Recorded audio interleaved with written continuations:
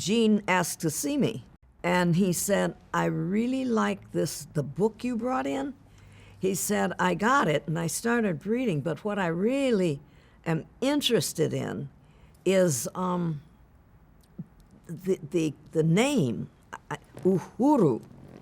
He says, I want to do something with it that involves you, whether it's like where you came from. I said, well, number one, it's a language, and it's Swahili.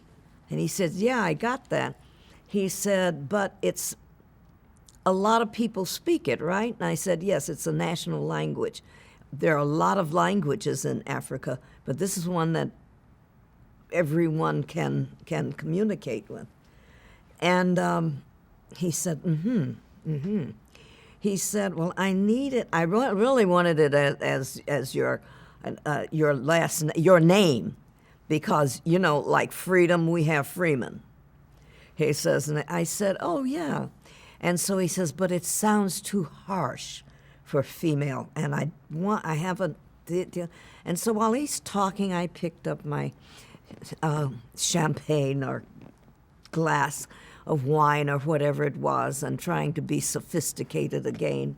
I said, well, why don't you do an alliteration of it and soften the end with an A, and it'll be Uhura.